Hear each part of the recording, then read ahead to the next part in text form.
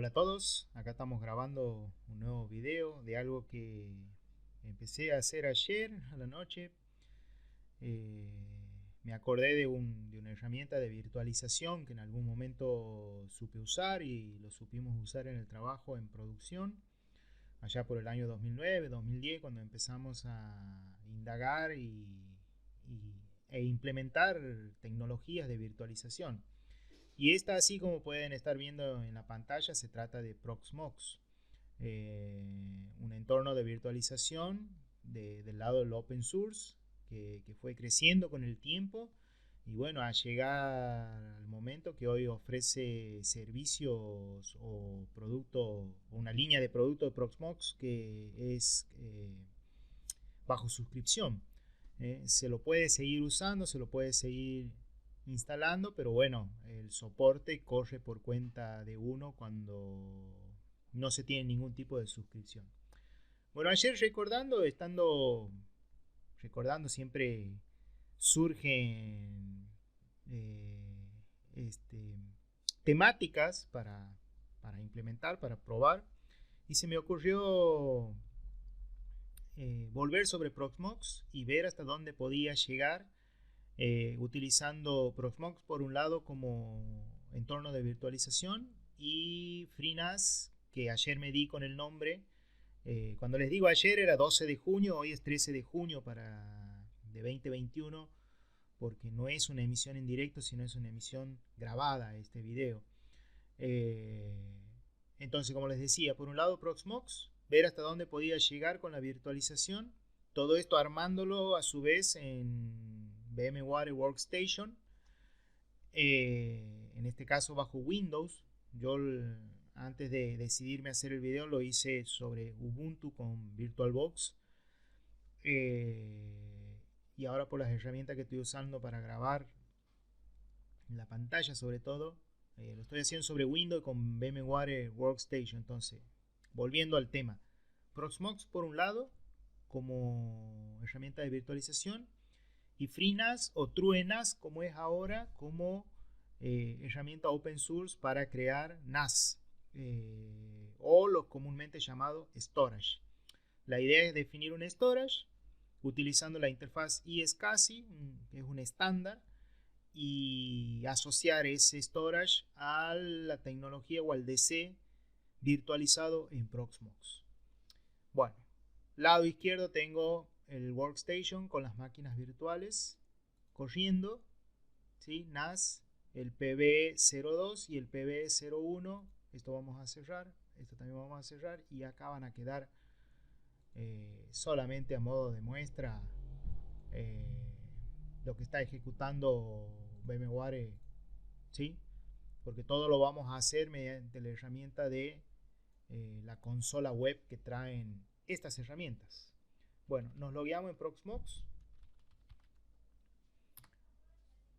Nos logueamos en Proxmox. ¿Qué pasó acá?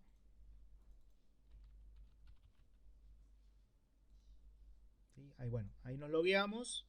Hemos entrado a uno de los servidores. Acá está la consola del otro servidor. Observen que la diferencia en la dirección IP. ¿Sí?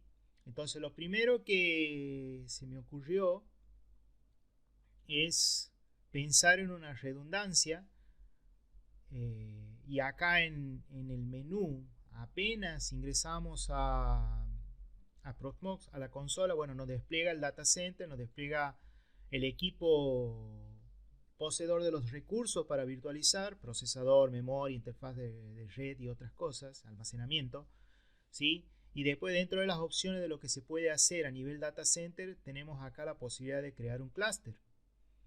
Entonces, para definir un clúster, que es un arreglo de equipos, ¿sí? Para generar diferentes tipos de entorno a la hora de virtualizar, como ser balanceo de carga o el HA, que es lo que voy a intentar definir en este video, ¿sí? El HA significa alta disponibilidad, tiene ese nombre por sus siglas, por su nombre en inglés, High Available, ¿sí? Discúlpenme la pronunciación del inglés, es algo que estamos intentando mejorar. Alta disponibilidad. Bueno, vamos a definir el clúster, vamos a crear el clúster. Este clúster va a tener dos nodos. Le vamos a poner el CLA 01, es decir, que nosotros tendríamos la posibilidad de crear más de un clúster. En este caso yo he definido cada equipo virtual del Proxmox virtualizador con una sola interfaz de red. Esto cuando va más allá a la producción siempre se aconseja tener una interfaz de red donde van a servir o donde van a estar publicadas las máquinas virtuales, lo que sería producción. Después otra interfaz para el management o la administración o la gestión y una tercera interfaz para enlazar las unidades storage. O sea, mínimo debería tener en un ideal mínimo 3 interfaces de red. Yo ahora lo voy a hacer todo por una única interfaz de red. En un video quizás más avanzado haga la demostración con diferentes interfaces de redes.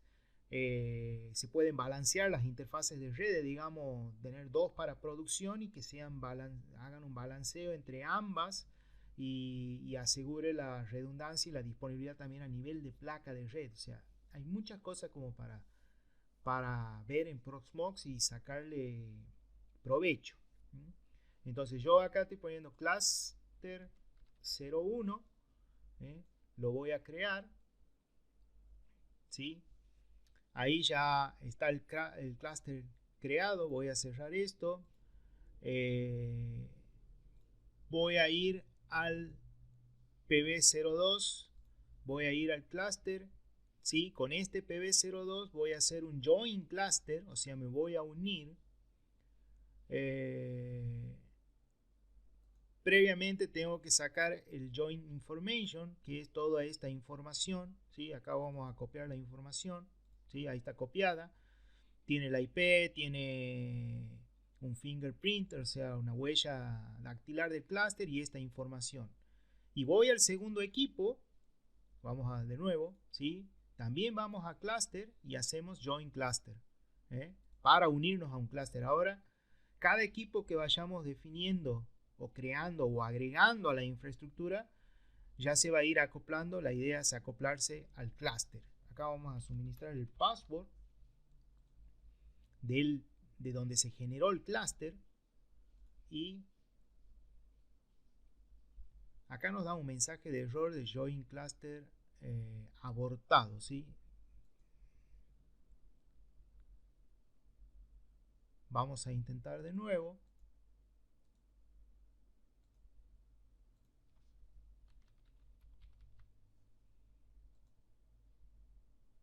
Nos da error.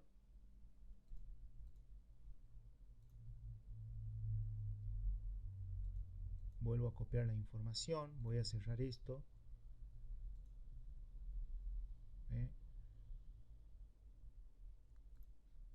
Voy a obtener de nuevo la información. Lo voy a volver a copiar.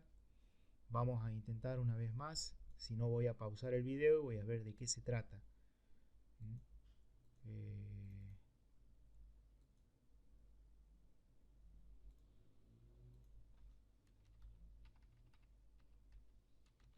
Tengo las teclas.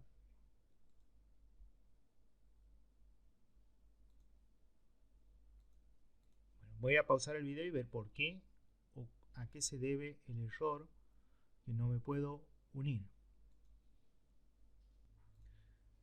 Bueno, volvemos después de la pausa. Aparentemente he detectado el problema. Las dos máquinas tenían el mismo nombre. De equipo. Entonces, al tratar de conectarse hacer el join al clúster, había dos equipos que tenían el mismo nombre y eso no puede suceder. ¿Sí? Entonces, ¿qué hice? Restauré el segundo virtualizador, le cambié el nombre. Ahora tenemos el PV solo y PV02. ¿Sí? Bueno, esto en producción, cuando uno planifica, va a definir los nombres y demás cosas. Lo concreto es, ahora, bueno, acá están las dos consolas y en ambas consolas yo ya puedo ver la infraestructura del data center que tiene dos equipos.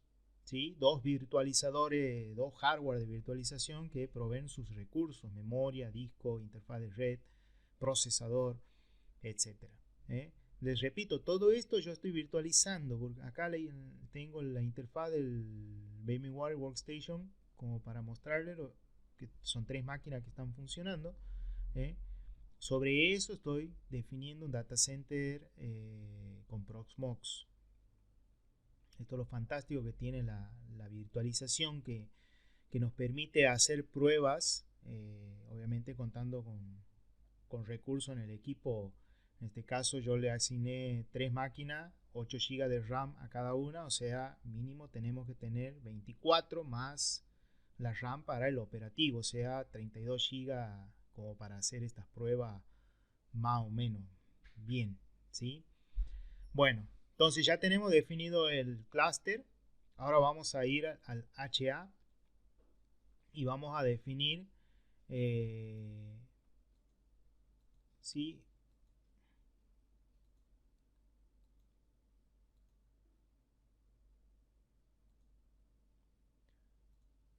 Perdón, primero tenemos que definir un grupo, ¿sí? Acá vamos a crear el grupo HA01 y vamos a agregar los equipos en configuración HA. Y acá debería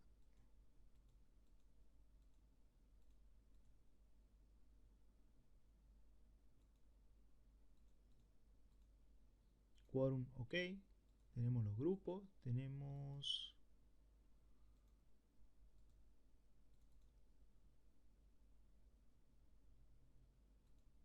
el grupo y en HA los recursos me debería permitir agregar aquí las VM. No tengo VMs, esa es la realidad. No tengo VMs todavía como para definirla en una configuración HA. ¿Sí? Bueno, por lo pronto tengo un grupo definido donde integro los dos virtualizadores en modo HA. ¿Qué significa esto? ¿Cuál es la idea de esto? Es que una máquina virtual que esté definida o funcionando sobre los recursos provistos por el PBE y de pronto PBE sufre algún reinicio, alguna caída, algún apagón, lo que fuese, esa máquina virtual, entre comillas, pasaría a consumir recursos de PBE02 o de otros equipos que estén adosados o agregados a la configuración de clúster. Esto es para que los equipos virtuales puedan seguir continuando en funcionamiento dispersos en algún otro equipo que forma parte del data center. ¿Sí? Si no existiría esta configuración de HA, bueno, se cae el equipo y cae todo. La idea es poder continuar más allá de la caída de uno de los virtualizadores. ¿eh? Bueno, entonces por el lado de Proxmox, tiene muchas cosas para revisar, para tocar a nivel usuario, a nivel con este ACME, si es lo que se ve a lo que utiliza en pfSense, se podría tener un certificado SSL Let's Script de los gratuitos para tener un acceso con un certificado válido. Creo que con ACME se lo hace eso. Son cosas para revisar. Bueno, tenemos firewall, tenemos para definir métricas, o sea, hay varias cosas interesantes para investigar, para indagar acerca de la configuración DC del lado de Proxmox. Ahora vamos a ir a la otra pata de esta mesa. Estamos creando una interfaz, un data center, y lo recomendado que las máquinas virtuales no vayan a parar a los discos locales de los equipos, porque en ese caso, por más HA, por más redundancia que haya, se apaga el equipo y se apaga las máquinas que están dentro de su recurso disco rígido local. ¿Sí? No hay forma de que otro equipo pueda acceder al disco de otra máquina cuando esa está apagada. Por lo tanto, siempre se aconseja o se piensa, a veces, bueno, hay cuestiones externas que no se llega a implementar, la necesidad de un storage independiente de los equipos, ¿sí? Existen diferentes alternativas de pago. El mismo TrueNAS o o FreeNAS, como era antes, ofrece hardware, ofrece cajitas del tipo NAS que corren este sistema operativo embebido, ¿sí? En el cual se ve la misma interfaz, se puede hacer prácticamente lo mismo. No creo que haya muchas diferencias entre lo que es una implementación x86-64 como el que estamos viendo ahora y una cajita comprada cerradita de True o FreeNAS. De pronto, muchas cosas para hacer. Al final del video, este video va a terminar, va a estar la instalación del Proxmox y va a estar la instalación del FreeNAS o TrueNAS de completo, de corrido, ¿sí? Sin voz sería. No voy a explicar la instalación. Aparte es bastante sencilla, no hay que hacer grandes o tomar grandes decisiones en el proceso de instalación. Lo que sí, posterior a la instalación en el TrueNAS, la interfaz de red se configura de modo por DHCP. Entonces es aconsejado configurar en la parte de networking, en la parte de interfaz, configurar la red con una IP estática. Esto nos va a ahorrar dolores de cabeza. Porque yo en pruebas anteriores estuve haciéndolo con el DHCP y de pronto la IP publicada del servicio era 0.0.0.0, que tiene una lógica, porque con el DHCP la IP puede llegar a cambiar, entonces no podemos definir una específica. Para evitarnos esos problemas y para evitar de por qué no se configuran ciertos protocolos o servicios, el segundo paso en TrueNAS o FreeNAS posterior a la instalación es configurar la red con una dirección IP estática, ¿sí? Esto ya está configurado, entonces espero no tener los problemas de networking que los tuve cuando estuve probando por no tener una IP fija.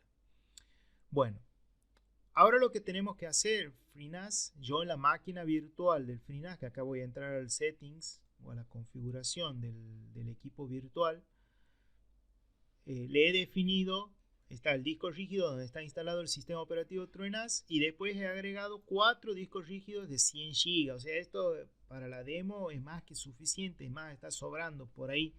Con discos de 50 GB o 20 GB o 10 GB bastaba, ¿sí? Bueno, yo le puse 100 GB de expansión dinámica, o sea, no necesariamente tengo que tener ahí 400 GB libre en el disco rígido para poder definir. Es expansión dinámica. Bueno, en algún punto puede llegar a dar error si lo que digo de espacio para virtualizar no está definido en el hardware real, puede haber problemas. ¿Sí? Lo que quiero mostrarles es que yo tengo definido 4 discos de 100 GB. Entonces yo con esos discos en TrueNAS debo crear lo que se llama pool. ¿Sí? Acá en Storage vamos al pool, piscina, no tengo definido nada. Acá voy a crear un nuevo pool, ¿sí? Le voy a dar un nombre, pool 01. Voy a asociar los discos rígidos al pool, ¿sí? Ahí tengo los 4 discos rígidos. Podría crear, no sé si npool como tomando n como un número grande, pero bueno, de pronto podría tener un gran storage, 8 o 10 discos rígidos, y podría decir, bueno, el pool 1 va a tener 5 discos o 3.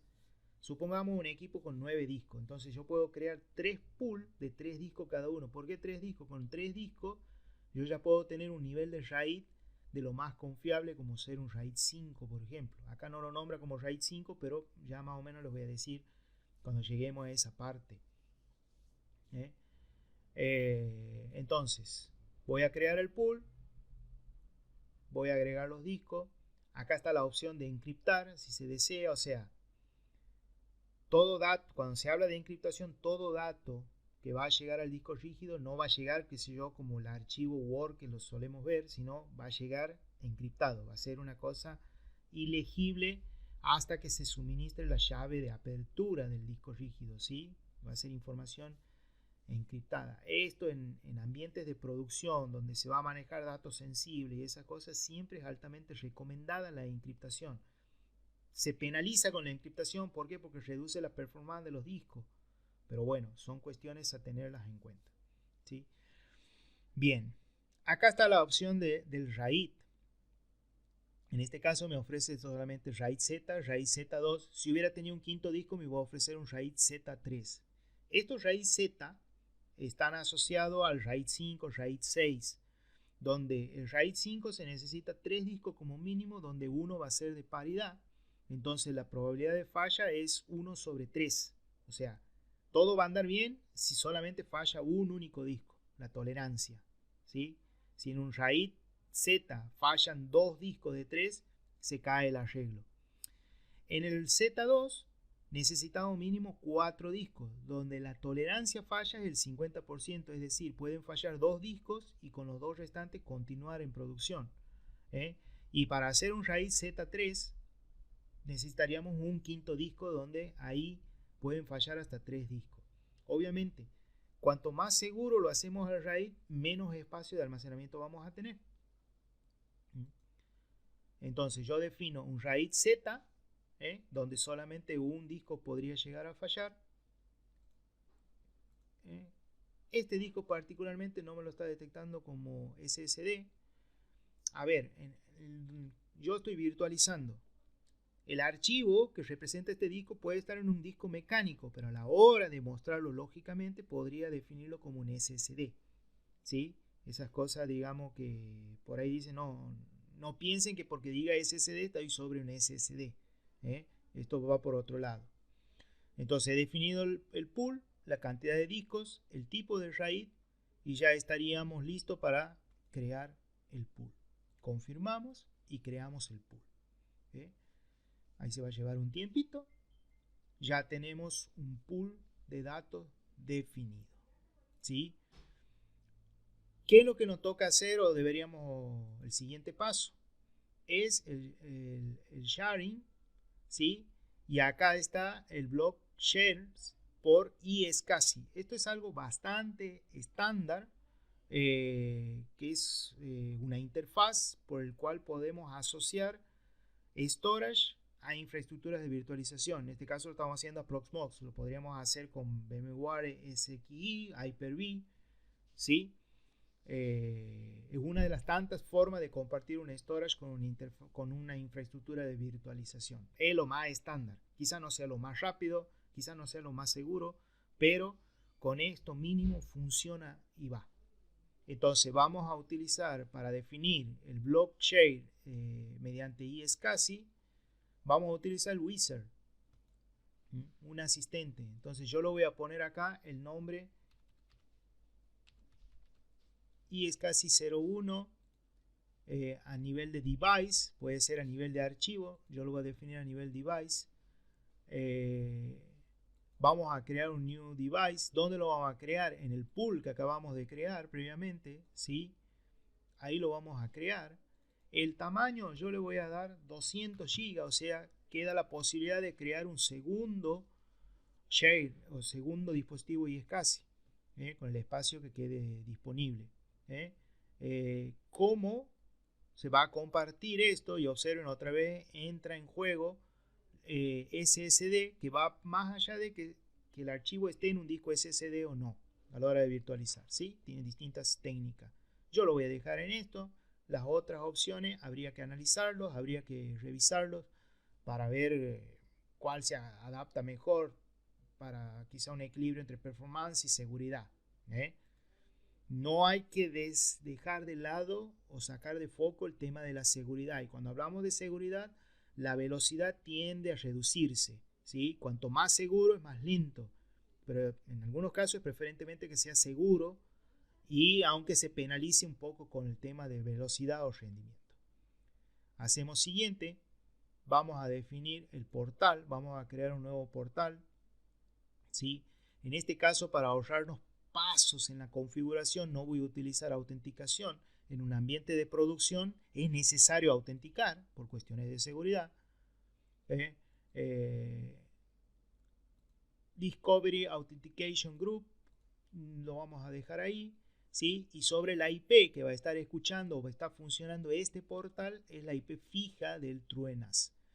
Si hubiera sido por DHCP, solamente hubiera tenido esta opción, el 000 que les comentaba, y eso iba a generar un dolor de cabeza a la hora de asociar el TrueNAS con el data center de Proxmox. Entonces defino la IP, damos siguiente, iniciador lo dejamos como está, Authorizate Network lo dejamos como está, damos siguiente, este es un resumen y hacemos un submit, ¿sí? Y ahí ya tenemos definido nuestro disco compartido con iSCSI.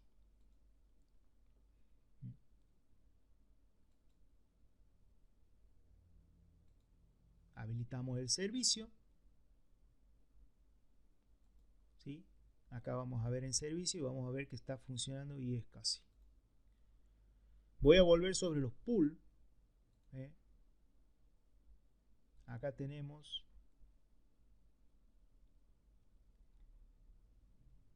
sobre el pool edit zball.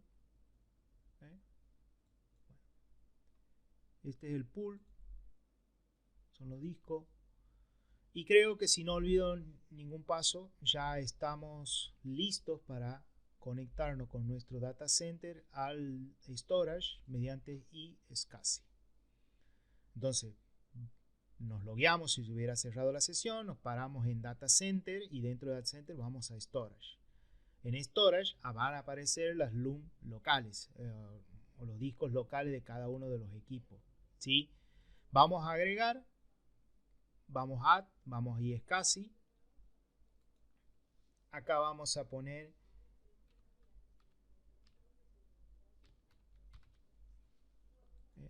el portal, acá va la IP, ¿sí? Y esto debería aparecer, como nos aparece de forma automática, el nombre, nada es automático, pero bueno, aparece así. ¿Qué es lo que nos aparece ahí? Este nombrecito, ¿sí? El base name del iSCSI. Entonces, ahí agregamos y ya tenemos el storage agregado al Proxmox o al data center. ¿Qué es lo que voy a hacer ahora? Voy a subir una ISO, ¿sí? Para poder instalar, para poder hacer la demostración. Voy a correr solamente la instalación, el inicio de la instalación de un Debian. Ahí la estoy subiendo a la ISO. Bueno, si no me olvidé ningún paso, si me olvidé algún paso, bueno, vamos a volver, voy a pausar el video, lo voy a revisar.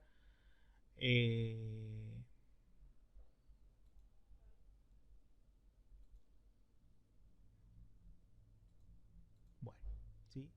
Entonces, llegó la hora de crear una máquina virtual. Acá estamos en la opción de crear una máquina virtual. En el nodo que lo voy a definir, puedo elegir cualquiera de los dos del clúster. Esto en HA, ¿qué quiere decir? Que esta máquina arrancaría trabajando en este nodo, pero en caso de algún error o de lo que suceda por HA, saltaría al otro nodo o a los nodos que esté disponible, ¿sí? Este es el ID de la Virtual Machine. Lo dejamos ahí. Acá no hay mucho para... Acá aparecerán cosas siempre y cuando configuremos más el data center. El operativo, bueno, vamos a utilizar una ISO para instalar el operativo. Va a ser un Linux con un kernel entre 5X y 2.6. El sistema operativo, graphics, lo vamos a dejar de forma estándar. Esto también lo vamos a dejar como está. El disco, vamos a utilizar el iSCSI y acá en esta LUM, ¿sí? Y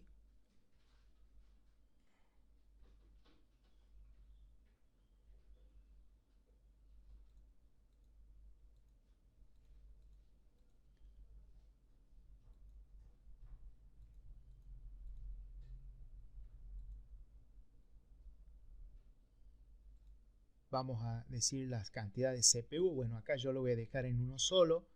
Se está virtualizando sobre 4 CPU. Yo voy a dejar un solo core. Vamos al siguiente. La memoria solamente le voy a poner 1024. La interfaz de red, bueno, el modelo voy a hacer que sea Intel. Esta placa de red virtualizada es de lo más compatible que hay con los sistemas operativos. Y vamos a darle siguiente.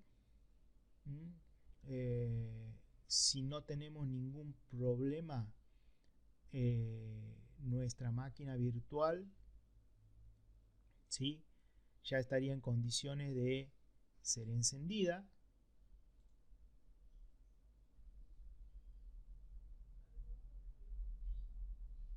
Ahí inició la máquina virtual y vamos a ir a una consola.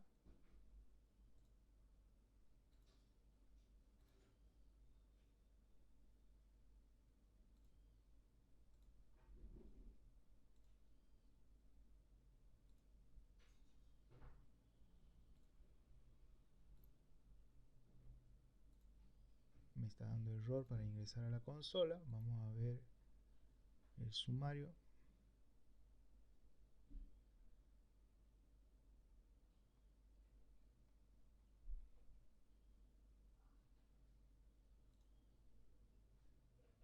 Supuestamente ahí se está conectando. Bueno, volvió a dar error.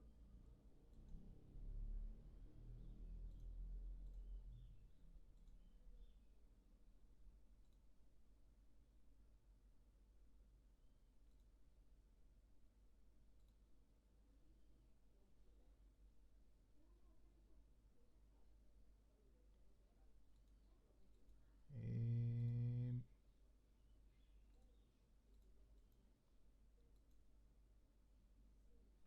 bueno, sí, a ver, acá a nivel gráfico yo veo que la máquina está funcionando. Acá me está dando una serie de errores.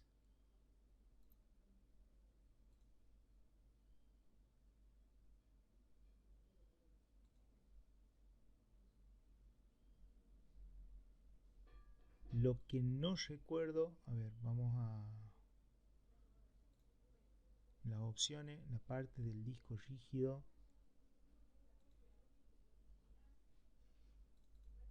Boot order. Voy a utilizar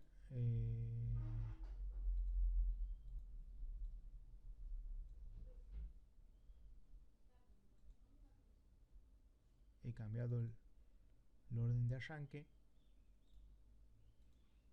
Voy a pausar el video y para revisar y vuelvo cuando logre solucionarlo. Bueno, acá encontré ya el paso que me estaba faltando. Borré la máquina virtual. Bien, acá tenemos el iniciador SCSI y SCSI que nos hemos conectado al TrueNAS. Luego de habernos conectado debemos crear una LVM o una LUN. Entonces, acá le voy a poner el LUN01. Voy a seleccionar el iSCSI 01, que es el cual me he conectado al TrueNAS o al FreeNAS. Voy a elegir el disco y el volumen group.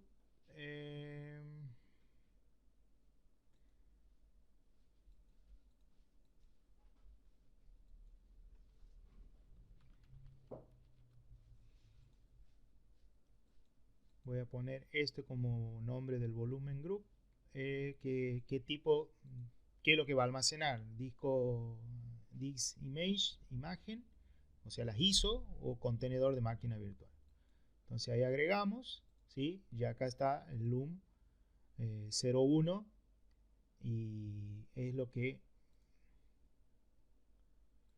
esto tiene que aparecer en los dos. Observen, ¿sí? Todo lo que defino en el data center, luego al desplegar los virtualizadores se van propagando los recursos.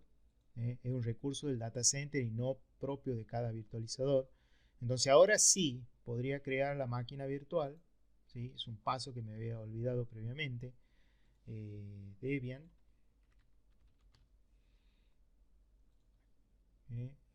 Voy a utilizar el ISO que subí previamente de un instalador Debian. El operativo acá en el controlador SCSI lo vamos a poner al default. Aquí el bus SCSI,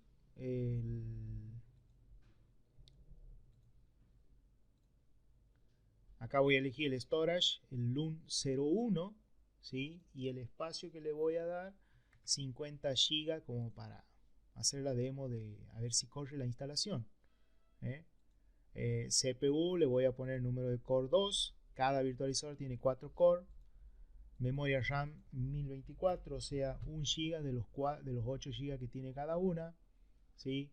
En la interfaz de networking, bueno, acá ya les dije previamente el Intel E1000 por temas de compatibilidad.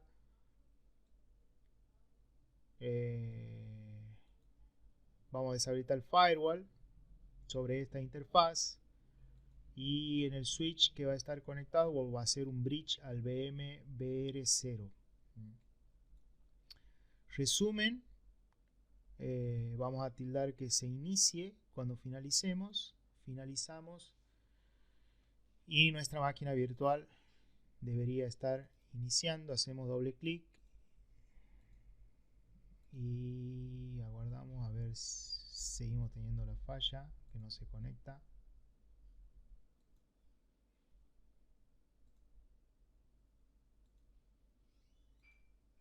Por VNC no se conecta.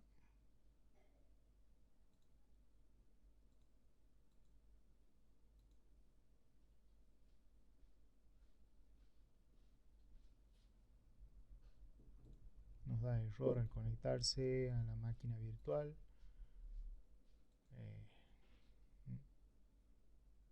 Yo acá veo que la máquina está funcionando. El estado está corriendo, pero debería poder ver para poder hacer la instalación.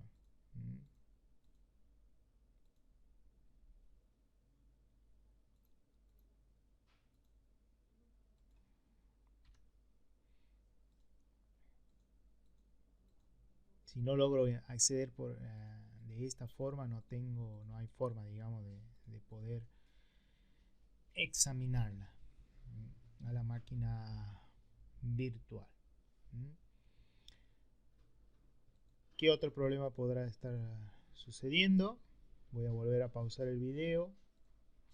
He solucionado el problema del disco donde se va a instalar, que estoy usando el storage, ¿sí? VNC proxy, aparentemente es algo con el VNC o con el protocolo VNC para conectarse.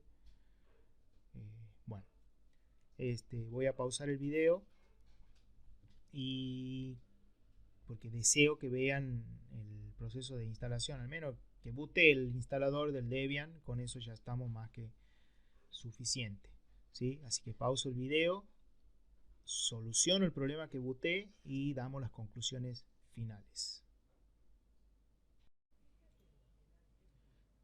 Bueno, acá habíamos pausado el video porque no podía desplegar la consola de la máquina virtual que el Debian quería instalarlo sobre el datacenter virtualizado.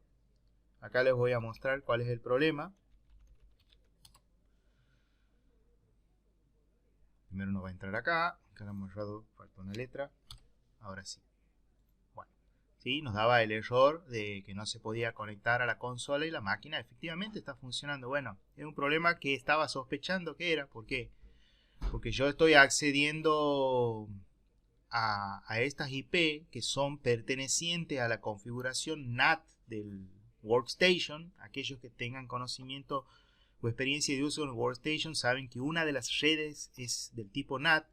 Bueno, para que mi máquina, la máquina física real, llegue por NAT a una virtual, hay todo un tema de ruteo, de apertura de puertos, etcétera, etcétera. Y el VNC, que es cómo se conecta Proxmox a la consola de las máquinas virtuales, bueno, esto necesita que se abra un puerto, porque esto funciona sobre un puerto, algo que ya lo gestiona internamente Proxmox cuando crea las máquinas virtuales, ¿sí? Entonces, ¿qué hice? Bueno, instalé un Debian, algo que sea rápido de instalar.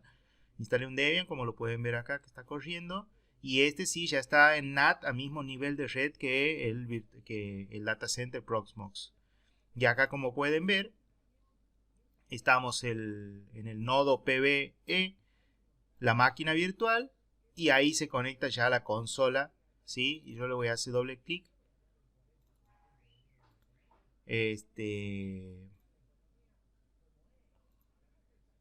Ahí abro la consola por fuera de el virtualizador, ¿sí? Bueno, y acá está el instalador de la máquina virtual. Lo voy a reiniciar, voy a hacer un restart.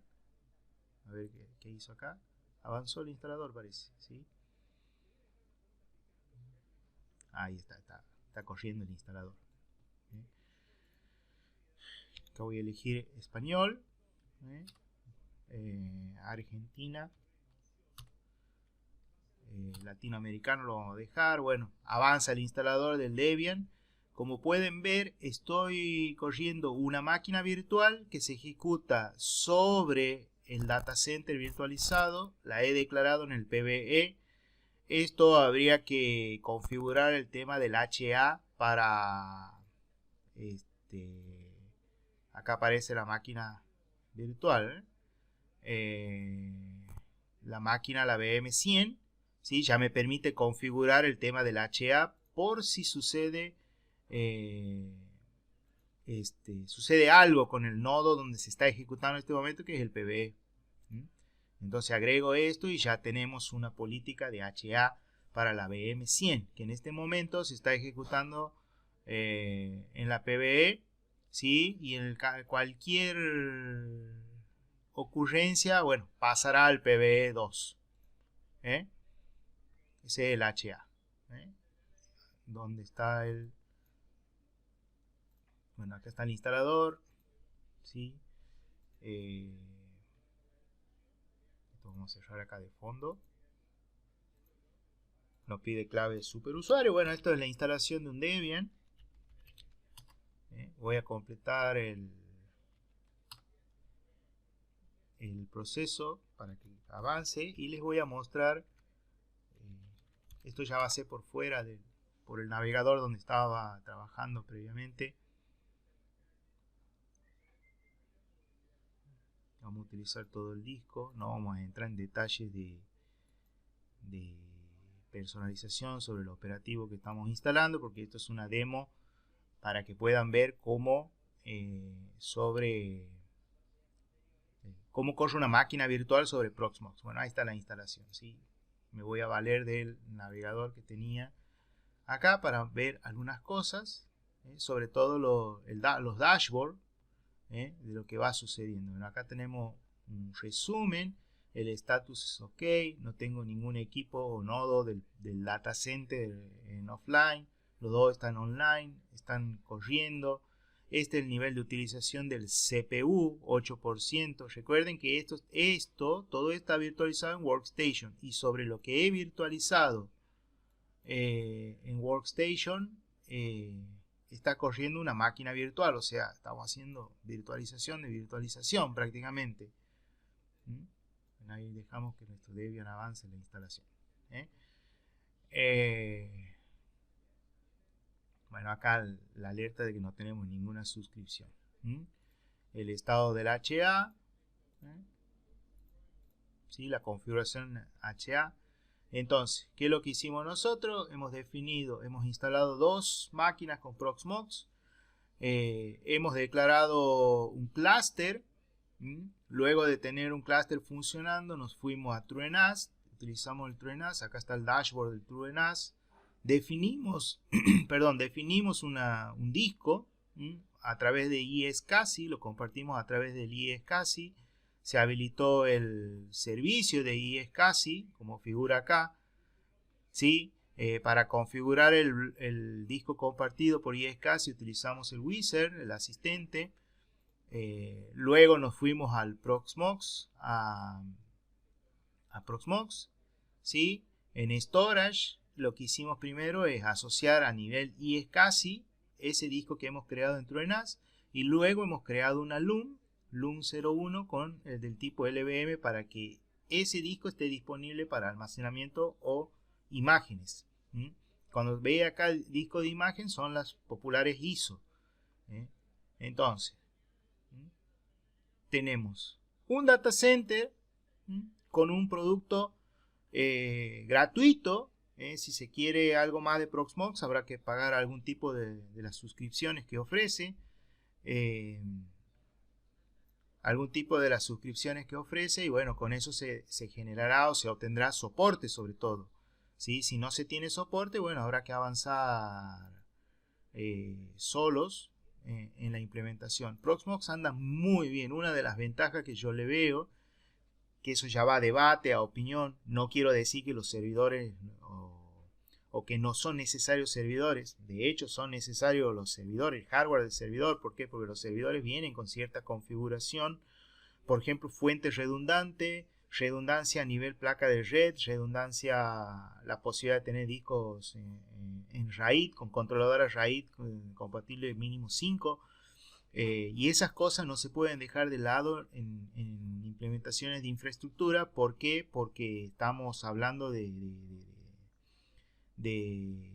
lo que se conoce como negocio que funciona sobre esa infraestructura. Cuando la infraestructura no funciona, el negocio no funciona. Y no estoy hablando puramente y exclusivamente de negocio como lo comercial de vender o comprar. Hay instituciones públicas de qué sé yo, trámites, atención por salud, obras sociales, etcétera, que dependen de la infraestructura. Proxmox nos propone o nos da una alternativa para implementar virtualización donde no necesariamente lo montan. Si son servidores es mucho mejor porque la cosa va mucho mejor, ¿sí? No estoy hablando de velocidad, sino más estoy hablando a nivel de seguridad, redundancia de fuentes, etc. Pero si el presupuesto por ahí no llega a servidores, y entre comprar un tower de la gama de la entry level de los proveedores de servidores, por más que sea hardware servidor, yo me inclinaría ya por un clon de alta performance, un i7, un Ryzen 7 como mínimo, y buena cantidad de memoria RAM. ¿Sí? Proxmox tiene eso que yo le veo como ventaja, que puede correr en cualquier clon. No se necesita sí o sí un servidor como otros productos. Y es un sistema operativo bien pulido, bien trabajado. Bueno, ¿sí? Tiene muchas cualidades. Esto es una demo de lo que se puede llegar a hacer. Todo lo hice en Workstation, virtualizando absolutamente todo, ¿sí? Y como pueden ver acá de fondo, está terminada la instalación de un operativo Debian. Eso es virtual sobre virtual. Acá yo no le voy a poner el escritorio gráfico, sí lo voy a habilitar SSH y algunas utilidades del sistema para ver si termina rápido la instalación y al menos vemos la consola en ejecución de esta máquina virtual que hemos instalado, ¿sí? ¿Qué más les puedo? A ver, en el monitor no tenemos nada. ¿Qué más podemos mostrar? Acá en el resumen puntual de este nodo tenemos esta gráfica. Observen que la información se presenta bastante bien, bastante pulida, bastante trabajada. La primera vez que tuve interacción con un Proxmox fue en el 2010, por ahí, que estábamos probando distintas alternativas de virtualización en el trabajo. Lo tuvimos un tiempo en producción y tuvimos buenas sensaciones. De ahí pasamos a SXI y bueno, no hubo oportunidad de volver a tener contacto con Proxmox. Está muy bueno para armar en ambientes educativos, quizás haya máquinas en desuso, pero que pueden aportar un poco de procesador y se podría armar algo bastante bueno a nivel educativo, por ejemplo, en una universidad, en una escuela técnica de orientación informática, se podría armar con Proxmox. Del nodo, ¿sí? Del nodo 1 de los 4 CPU se está utilizando un 40%. Yo acá tengo, y este es el comportamiento real del procesador real. Miren que todavía le está sobrando poder de cómputo al procesador físico real. Está operando en el orden del 30-32%. ¿Sí? Yo aparte de correr la virtualización también estoy grabando. Estoy haciendo la grabación de lo que les estoy compartiendo. Bueno, con esto ya va a terminar el Debian. Entonces con una buena máquina se puede sacar mucho provecho utilizando, si el camino es virtualizar, se puede empezar con clones, teniendo la salvedad de las desventajas de utilizar clones. Aquí reinicia el Debian, veamos qué sucede.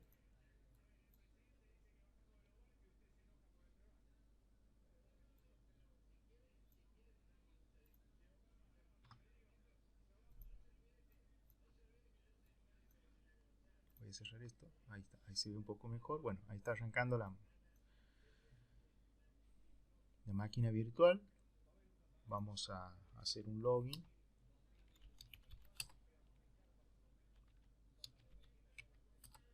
IP address, veamos si tiene conexión a internet. Nuestra máquina virtual efectivamente tiene conexión a internet.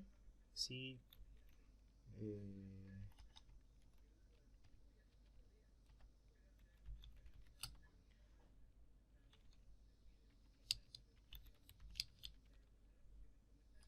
htop, como para ver, vamos a ver si lo instala al htop.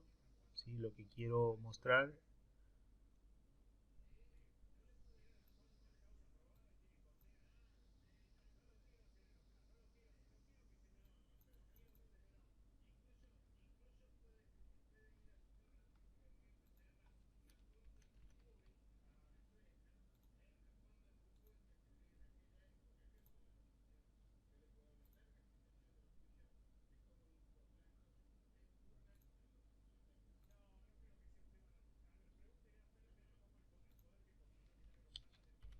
a ver si termino de instalar. No alcanzo a ver ahí está el htop funcionando. Bueno, esto es sería uno de los, entre comillas, administradores de tareas que se pueden ver en Linux. Bueno, no lo estiramos más, hasta aquí llegamos. Esto ha sido una demostración de implementación de un data center con Proxmox. Saludos.